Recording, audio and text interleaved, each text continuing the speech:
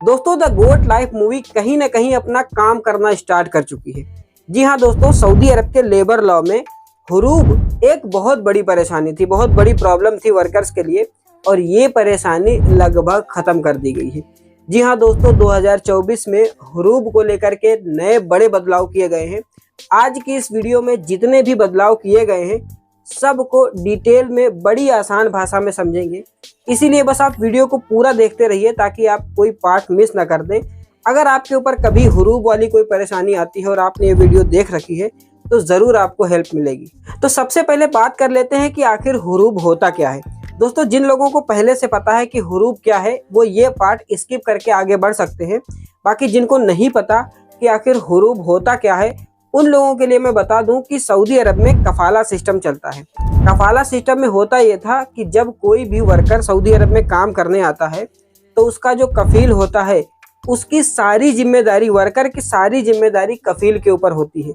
उसकी सैलरी, उसका खाना, उसका रहना, यहाँ तक कि वर्कर अगर बाहर जाकर कोई क्राइम कर देता है तो उसका जिम्मेदार भी कफील होता था। तो बाई चांस अगर वर्कर जो है वो भाग गया है, कहीं दूसरी जगह काम कर रहा है या फिर भाग गया है, तो इस भागने की चीज़ को सऊदी का जो कफील है वो जवाजात में जाके रिपोर्ट करता था कि मेरा जो वर्कर है वो भाग गया है, अगर अब वो कोई क्राइम करता है तो मैं जिम्मेदार नहीं हूँ। इसी रिपोर्ट करने की प्रक्रिया को, इसी रिपोर्ट करने के प्रोसेस को ही हुरूब कहा जाता था। अब जब हुरूब लग जाता था, कोई वर्कर भागे चाहे ना भागे, कफील लोग इसका मिसयूज भी करते थे। उसका वर्कर उसके पास है, भागा भी नहीं है, अपने रिश्तेदार के पास गया है, उसके बाद भी कफील हुरूब लगा देता था ताकि उसको सैलरी ना देना पड़े या फिर उसका जो एंड ऑफ सर्विस बेनिफिट होता है ये ना देना पड़े। इसी चीज को हुरूब कहते थे। तो 2024 में हुरूब को लेकर के जो नए कानून बनाए गए हैं, इन कानून के हिसाब से कफील के हाथ से हुरूब की जितनी भी पावर थी, हुरूब लगाकर जो इसका मिसयूज करते थे, वो सारी पावर लगभग पूरी तरह से छीन ली गई है। एक एक करके समझते हैं।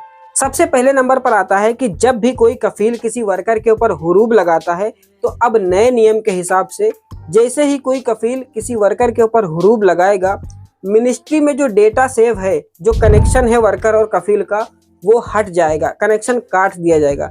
मतलब ये कि आपका कफील अगर आपके ऊपर हुरूब लगाता है तो हुरूब लगाने के बाद वही कफील अगर चाहे तो हुरूब कैंसिल भी नहीं कर सकता है। जी हाँ दोस्तों, पहले क्या होता था कि अगर आपका कफील हुरूब लगा देता है तो 60 दिन के अंदर वो हुरूब कैंसिल भी कर सकता था, लेकिन अब ऐसा नहीं है। कनेक्शन काट दिया जाएगा, कनेक्शन हट जाएगा, जिसकी वजह से जिस कफील ने हुरूब लगाया है वही उस हुरूब को कैंसिल भी नहीं कर पाएगा। लेकिन यहाँ पर चिंता करने की जरूरत नहीं है। अगर किसी के ऊपर किसी के कफील ने हुरूब लगाया है तो 60 दिन के अंदर वो किसी भी नई कंपनी में जाकर, किसी नए कफील के पास जाकर अपना ट्रांसफ़र ले सकता है और बिना कफील की परमिशन के। जी हाँ दोस्तों, प्रोसेस ये बताया गया है कि जब आपका नया कफील रिक्वेस्ट भेजेगा किवा के ऊपर तो मिनिस्ट्री की तरफ से अप्रूव किया जाएगा, ना कि आपके पुराने कफील को। आपके पुराने कफील के पास रिक्वेस्ट जाएगी ही नहीं, उसका कोई इंटरफेयर होगा ही नहीं। अगर वो हुरूब लगाता है, आप किसी नई कंपनी में जाते हैं, वहाँ से जो रिक्वेस्ट भेजी जाएगी मिनिस्ट्री की तरफ से अप्रूव किया जाएगा और आपका ट्रांसफ़र बिना कफील की परमिशन के हो जाएगा, अगर आपका कफील हुरूब लगाता है तो। अब यहाँ पर बात आती है कि अगर कफील के हुरूब लगाने से कोई फ़ायदा ही नहीं निकलता है, बिना उसकी इजाज़त के आप ट्रांसफ़र ले सकते हैं, तो वो आखिर हुरूब लगाएगा ही क्यों? तो आगे मैं इसको बताऊंगा कि आखिर वो हुरूब क्यों लगाएगा।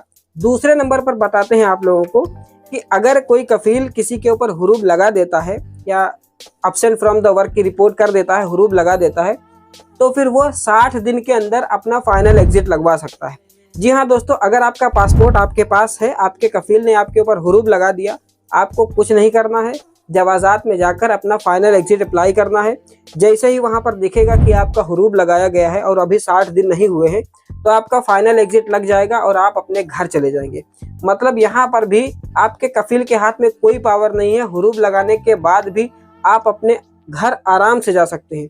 और नोटिस करने की बात यह है, सबसे अच्छी बात यह है कि अगर इस तरह से आप अपने घर जाते हैं तो नए वीज़ा पर जैसे ही आपका वीज़ा का प्रोसेस ख़त्म होता है, आप आराम से दोबारा सऊदी अरब आ सकते हैं। 1 महीना 1 दिन तक का आपके ऊपर कोई बैन लगाया ही नहीं जाएगा। आप नए वीज़ा पर किसी भी कंपनी में किसी भी कफील के पास वापस आ सकते हैं। अगर आपका कफील आपके ऊपर हुरूब लगाता है और आप फाइनल एग्जिट जवाजात से लगाकर घर जाते हैं तो और अब मैं आप लोगों को बता देता हूं कि आखिर जब हुरूब लगाने के बाद फाइनल एग्जिट भी लग सकता है, ट्रांसफर भी हो सकता है, तो आखिर आपका कफील आपके ऊपर हुरूब लगाएगा ही क्यों? तो उसकी वजह यह है कि अगर आप किसी कंपनी में 5 साल 10 साल काम करते हैं तो आपका एक एंड ऑफ सर्विस बेनिफिट होता है, कुछ बोनस आपका बनता है, वो आपको मिलना रहता है। अगर आपका कफील की नीयत खराब है, वो आपको बोनस नहीं देना चाहता है, एंड ऑफ सर्विस बेनिफिट नहीं देना चाहता है, तो वो हुरूब लगाएगा।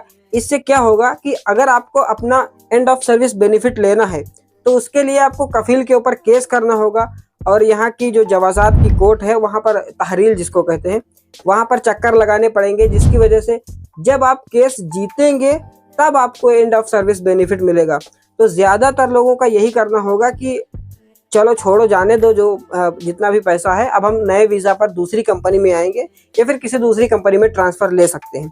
तो इसीलिए एंड ऑफ सर्विस बेनिफिट ना देना पड़े, इसलिए आपके ऊपर आपका कफील हुरूब लगा सकता है। लेकिन यहाँ पर ध्यान देने की बात यह है कि अगर आपके ऊपर हुरूब लगा है और आप अपना ट्रांसफ़र ले रहे हैं मिनिस्ट्री की तरफ से, तो ट्रांसफ़र की जो रिक्वेस्ट है वो 15 दिन के अंदर कंप्लीट हो जाना चाहिए। अगर मिनिस्ट्री जो है वो 15 दिन के अंदर अप्रूव कर देती है तो आपका ट्रांसफ़र हो जाएगा। हो सकता है अगर कोई क्राइम है, कोई ऐसी वजह है जिसकी वजह से मिनिस्ट्री अप्रूव नहीं कर रही है, तो आपका फाइनल एग्जिट लगेगा, आपका ट्रांसफर नहीं हो पाएगा। और आगे बात कर लेते हैं कि हुरूब लगने पर जब डिपोर्ट करके लोग घर जाते थे तो उनके ऊपर 5 साल का बैन लगा दिया जाता था। तो क्या अभी भी वो 5 साल का बैन लगेगा या नहीं लगेगा? जी हाँ दोस्तों, वो 5 साल का बैन लगेगा, लेकिन उसके लिए कुछ शर्तें हैं। जैसे कि आपके ऊपर हुरूब फाइल किया गया है, अभी 60 दिन के अंदर आप किसी कफील के पास ट्रांसफर ले लेते हैं, हो जाएगा। 60 दिन के अंदर आप अपना फाइनल एग्जिट लगवा लेते हैं, लग जाएगा। लेकिन अगर बाई चांस ऐसा हो गया कि आपने 60 दिन के अंदर अपना ना तो ट्रांसफ़र लिया और ना ही फाइनल एग्जिट लगवाया, ये दोनों चीज़ अगर होती हैं तो 60 दिन के बाद आप यहाँ पर इलीगल हो जाएंगे और आपके पास सिर्फ एक रास्ता बचेगा कि आप डिपोर्ट करके अपने देश जाएं। तो जब डिपोर्ट करके जाएंगे, जो सफ़र जेल से जाते हैं, तो जब डिपोर्ट करके आप यहाँ से जाएंगे तो फिर आपके ऊपर 5 साल का बैन लग जाएगा। तो जिसके ऊपर भी हुरूब लगता है, सबसे पहले तो ये चेक करें, आपको लिंक दे देंगे जिस वेबसाइट के ऊपर जाकर चेक करना है हुरूब लगा है या नहीं। और अगर आप लोग बोलेंगे तो इसके ऊपर वीडियो भी बना देंगे कि आखिर हुरूब चेक कैसे किया जाता है। तो जैसे ही आपको ये शक होता है कि आपके कफील ने आप पर हुरूब लगाया है, तुरंत या तो आप अपना फाइनल एग्जिट लगवाने की कोशिश कीजिए या तो फिर आप अपना ट्रांसफ़र लेने की कोशिश कीजिए। अगर ये दोनों में से एक काम कर लेते हैं तो वो जो 5 साल का बैन लगता है वो आपके ऊपर नहीं लगेगा। यहाँ पर डोमेस्टिक वर्कर्स के लिए थोड़ा सा चेंजिंग की गई है। जो हाउस ड्राइवर हैं, खद्दामा है, माली है, ये लोग जो होते हैं, इनके लिए थोड़ा चेंजिंग की गई है कि अगर आपको आए हुए अभी 2 साल कंप्लीट नहीं हुए हैं और आपका कफील आपके ऊपर हुरूब फाइल करता है, तो आपके पास सिर्फ एक ही ऑप्शन है, आपको फाइनल एग्जिट ही जाना होगा 60 दिन के अंदर अंदर। लेकिन अगर आपको आए हुए 2 साल से ज़्यादा हो गए हैं, सऊदी अरब आए हुए 2 साल से ज़्यादा हो गए हैं और उसके बाद आपका कफील आपके ऊपर हुरूब फाइल करता है, तो आपके पास कंपनियों के वर्कर की तरह 2 ऑप्शन होंगे, ट्रांसफ़र लेने का भी ऑप्शन होगा और फाइनल एग्जिट जाने का भी ऑप्शन होगा। लेकिन अगर आपको आए हुए 2 साल नहीं हुए हैं तो सिर्फ एक ही ऑप्शन आपके पास है। अगर आपका कफील आपके ऊपर हुरूब फाइल करता है तो सिर्फ और सिर्फ आप फाइनल एग्जिट जा सकते हैं, आप अपना ट्रांसफ़र नहीं ले पाएंगे, और वो भी 60 दिन के अंदर।